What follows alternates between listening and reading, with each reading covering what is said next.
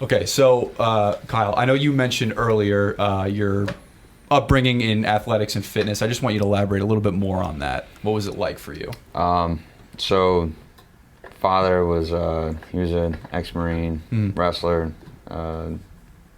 Came up, went to the world trials, did everything. So like a training background was pretty drilled into my head. Yeah, pretty and intense. Then I had my grandfather on the other hand, who, he was very diligent about my whole baseball career. And Right.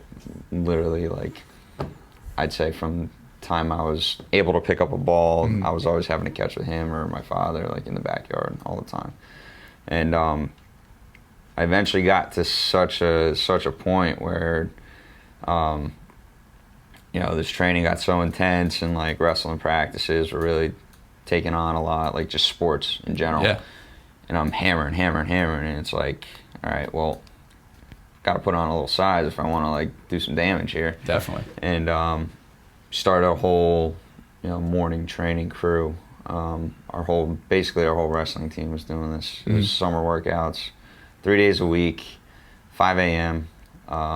Everyone came to either my house or we went and met up at the football field. But we had a bunch of front end loader tires because my family business used to, be in all wood recycling. We had all these heavy equipment and whatnot. So Right. all the spare broken tires and whatnot, we just took. And tire flipping for hundreds and hundreds of yards. And once you get down to the end of the field, feet up on the tire, push-ups. Once you bring it back, hands up on the tire, push-ups. That cinder block over there, pick it up over your head. I'm walking down the field, like literally just bruising and battering. And like, if you wanna get from a mentality standpoint, like, yeah, it turned me into a person of like, I will do everything with every last ounce of my body to win and like figure it out. It's like great mentality. But at the same time, you're like a bull in a china shop. Like you're Right. just gonna end up destroying everything. Yeah. Yeah. And that came to a point, and I really noticed a lot of times in my sports career where I ended up getting hurt. I had 2 knee surgeries in high school that put me out of wrestling season for 2 years. Probably would have been what I would have done in college if it hadn't been for that.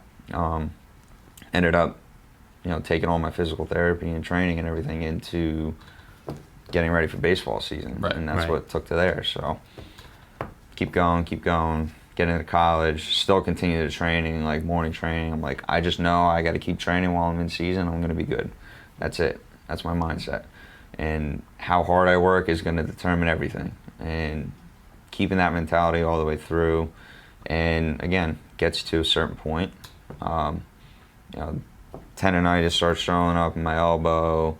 I start popping hamstrings and stuff left and right, but I'm still playing through it. And it's Right. like, when's enough going to be enough for your body? And Yeah. then that's when everything kind of came together and realized like, hey, I ended up finishing up my college career, College World Series. I was the last guy on the mound for our team, and it was like, I gave everything I had. And like, it got to the point of, I know I could play at the next level. Yeah. And I just left there like that. And I knew I would regret it. And went a year playing like men's league ball. I'm like, guys are just booting balls, and I'm just like, guy hits a little dribbler to third, and like, that's a routine play for Right. someone. And I see him throw it into the woods. I'm like, no, this just isn't happening anymore. So I get into the training, get into everything, really try to understand the value of what's going on, and kind of like the story I told before of how I came up through everything. I even continued to try and play while I was interning here, and that led me to some of more of my breakthrough educational moments of becoming a trainer. James guiding me in the right direction, and getting to spend some time down at Cressy Sports Performance. It was just kind of eye-opening as to what he was showing me, a lot of the correlations I was able to draw, why things are so important, and I was able to apply it to myself at the same time. Right.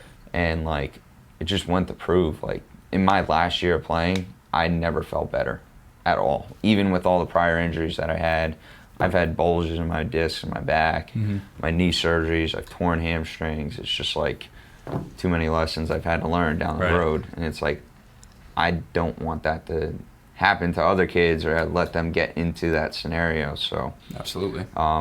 it definitely shows a testament to, you know, where my training career was, where it is now, and how much more I appreciate it. So Well, that kind of draws up an interesting question, like just to go about how this tire program thing you guys did on your own. Is there a benefit of high school kids going out and training on their own, not necessarily knowing exactly what to do, but is doing something better than nothing at that level? What do you guys think about that?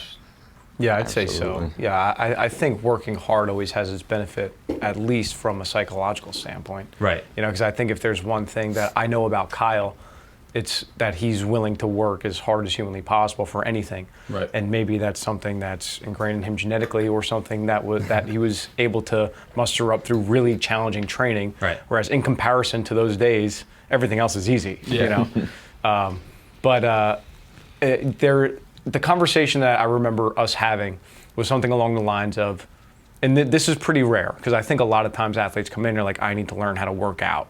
Yeah. But Kyle was like, I work my ass off. You know, like I work really hard.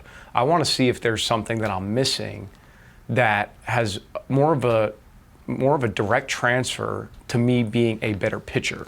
Right. I'm like, that's great. That's good to know. That takes our assessment in a whole different direction. So we started talking about like range of motion and stuff, and Definitely. like going through range of motion testing.